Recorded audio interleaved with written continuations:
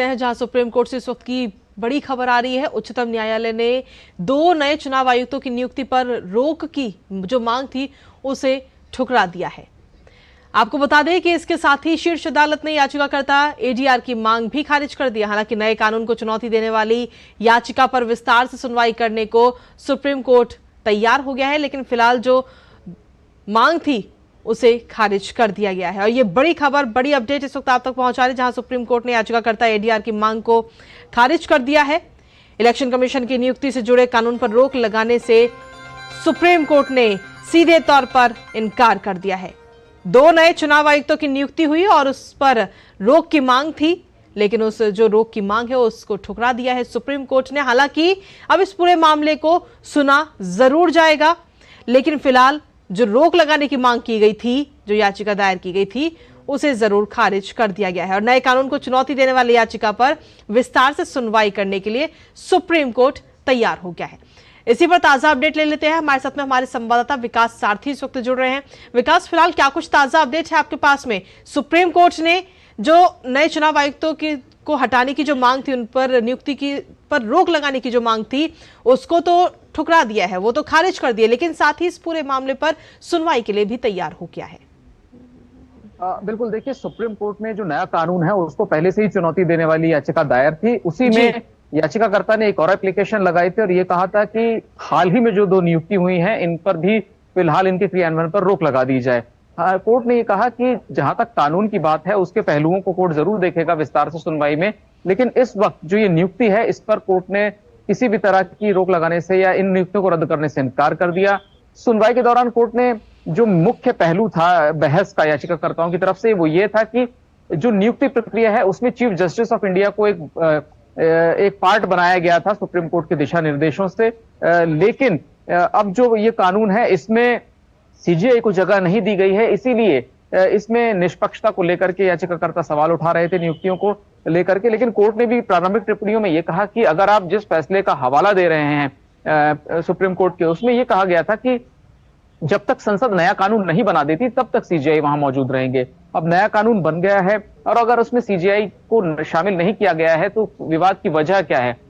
हालांकि लंबी बहस चली और इसमें यह भी कहा गया कि चीफ जस्टिस ऑफ इंडिया की जगह कोई ऐसा व्यक्ति होना चाहिए जिसकी निष्पक्षता पर सवाल ना उठाया जा सके। तो कोर्ट ने ये सारी दलीलों को बाद की सुनवाई के लिए कहा कि हम जरूर सुनेंगे, लेकिन अभी हम चुनाव देख रहे हैं, आम चुनाव होने वाला है। और कोर्ट ने याचिकाकर्ता से यह भी पूछा कि क्या बेहतर होगा, क्या एक चुनाव आयुक्त चुनाव कराए वो, या 3 चुनाव आयुक्त मिलकर चुनाव करवाएं वो बेहतर स्थिति होगी।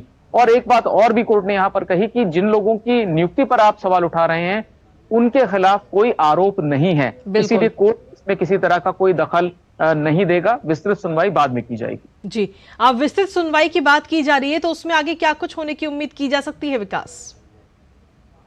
देखिए, विस्तृत सुनवाई में ये जो कोर्ट का जो एक पुराना फैसला था उसका हवाला बार बार दिया जा रहा है कि कोर्ट उसमें सीजीआई को शामिल किया गया था। इस पर कोर्ट ने कहा कि अगर आप देखें कि पहले की जो व्यवस्था थी उसमें भी एग्जीक्यूटिव ही लगातार नियुक्तियां कर रहा था, कभी कोई विवाद नहीं था।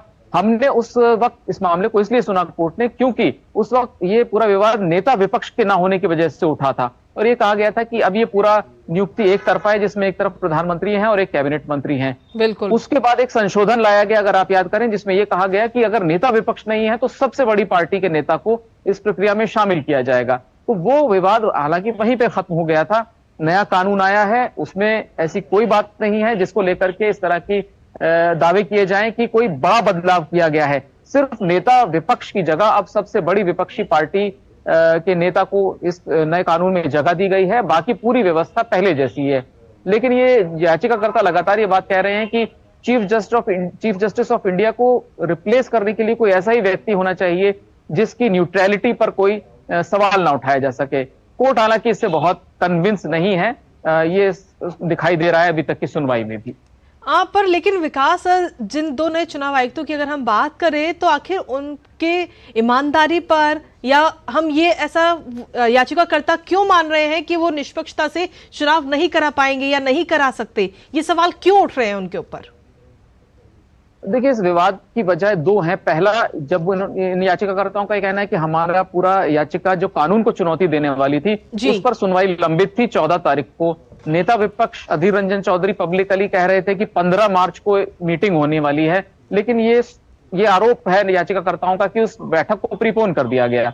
हालांकि कोर्ट ने कहा कि ये दलीलें भी कोई बहुत मजबूत दलील नहीं है कि मीटिंग कब हुई। एक बात कोर्ट ने जरूर ये कहा कि नेता विपक्ष जो पब्लिकली इस तरह के कमेंट्स कर रहे हैं, उनको ऐसा लगता है कि पर्याप्त समय सिलेक्शन कमेटी को नहीं मिला। 200 नाम जब शुरुआत में रखे गए थे तो उसके लिए अगर वो प्रक्रिया 2-3 दिन चलने देते तो इस तरह का विवाद पैदा नहीं होता और सुप्रीम कोर्ट इस वक्त इस मामले को सुन ही नहीं रहा होता।